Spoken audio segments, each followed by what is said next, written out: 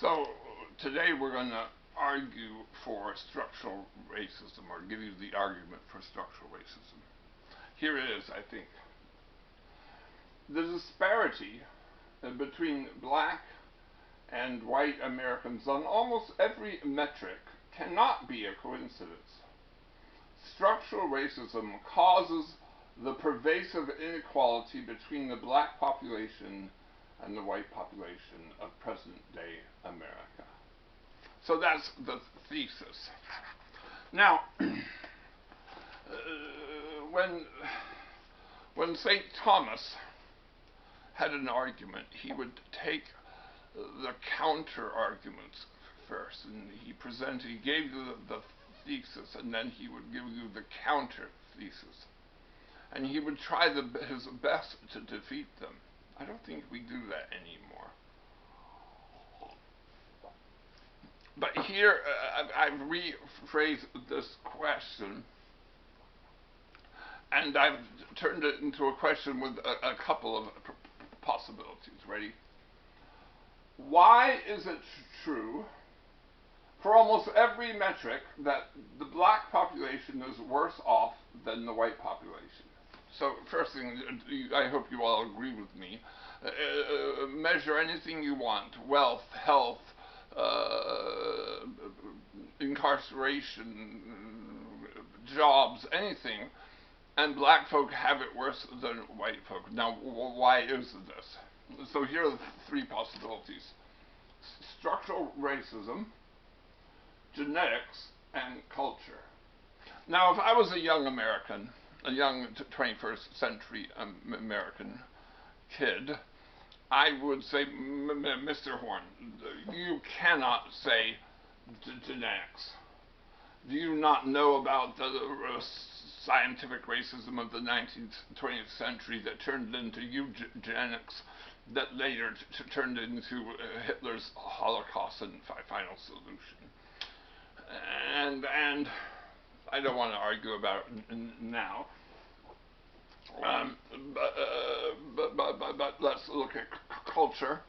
So culture, I think the young American would cross this one out into two and say, Mr. Horn, do you not know that you cannot judge cultures, that this is blaming the victim, this is just as bad as racism? So we're left with structural racism.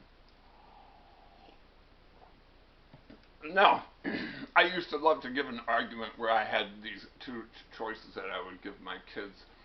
And I always told them, be careful of the man who offers you two choices, because he has a third one behind his back, the false dichotomy. Could this be a false trichotomy? Might there be another one? That's a great question. So we're going to talk about these in upcoming lectures, but in case you are worried about what's going to happen in the future, I'm going to give you a taste of this. And if you're like, oh, Mr. Horn, this is awful, then you might want to quit my lecture right now, or after this one. Let's look at the SAT. First, everyone knows the SAT, right? You took the SAT when you're in high school, unless you took the ACT, so this is strange. And, I mean, it's not strange, it's just we're not sampling the whole of America. But we're just looking at, in 2015, these people took the SAT. Here's the group who took the SAT. White people, a majority white people, 51%. 14% Asian, 22%,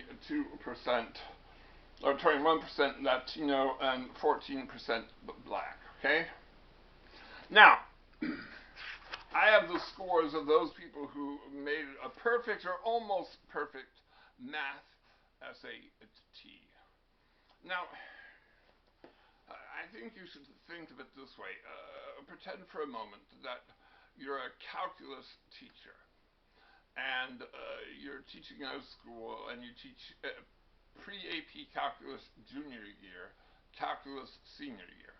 And a new kid comes in beginning of junior year. And this new kid comes in and says, hey, I would like to take pre-AP calculus, but you look at the transcript and the poor girl took algebra freshman year. That doesn't work, kids. If you don't get on the algebra in 8th grade train, you don't get AP calculus, because you have to do algebra 8th grade, geometry 9th grade, and then algebra 2 in 10th grade, because we can't be teaching you algebra 2 and pre-algebra at the same time. But this kid says, hey, I really want to do AP. So what would we do? If we saw this kid, we'd go, well, she's going to have to work super hard. I don't know, is she a super hard worker? I don't know. But if the kid goes, oh, by the way, I have an 800 on my math AP, we go, oh, well, at least she's not going to have difficulty with the concepts. She understands all this stuff.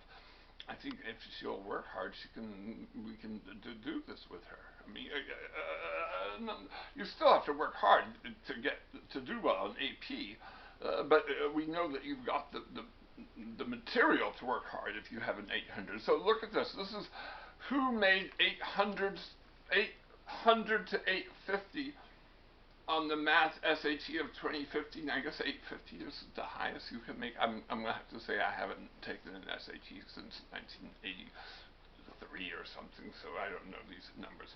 But this is it. Look, 33% white folk, 60% Asians. Whoa, wait a minute, Mr. Horn. But I thought white people, there were twice as many white people, almost three times as many white people taking the test as Asians. And then you're saying that almost twice as many Asians are in this section? Something's wrong. It must be structural racism. Now, stop, kids. I think you could probably make this argument, and if you want to make this argument, please post this argument.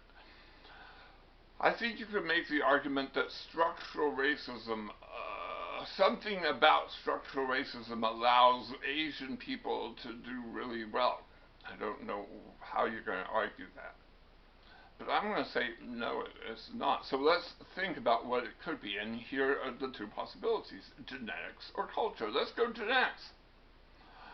I'm going to argue that Asians are smarter than white people all together. I'm not talking about individual white people and individual Asians.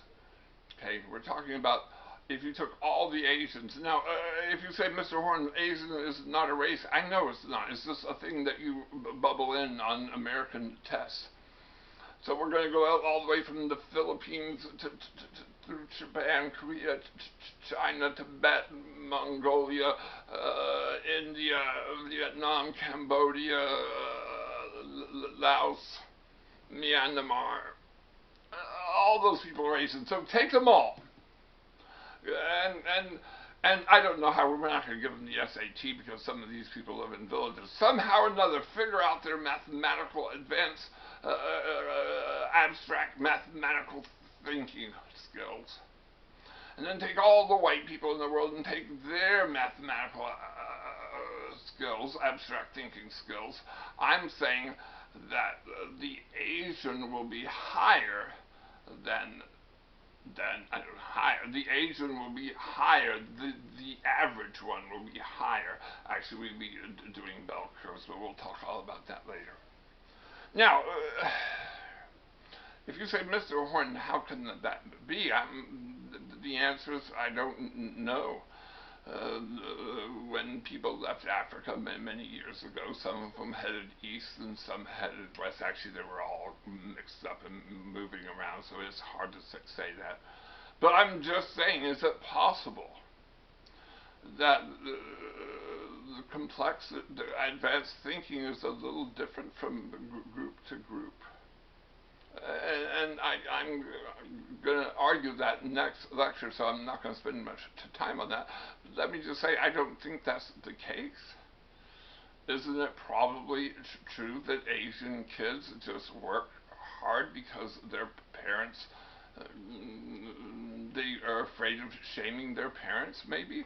That Asian parents have different expectations than white kids' parents, than white parents do. I would guess that's true. Because I think Asian culture is different. Now, maybe it changes from first generation to second generation to third generation. I don't know. I think we've got a lot of second generation Asians in America. 6% of Americans are Asian, by the way. But something was going on, and I'm going to say it's somewhere between genetics and culture. So I think we'll start tomorrow or next time we meet with genetics. Maybe we'll call it in defense of Charles Murray.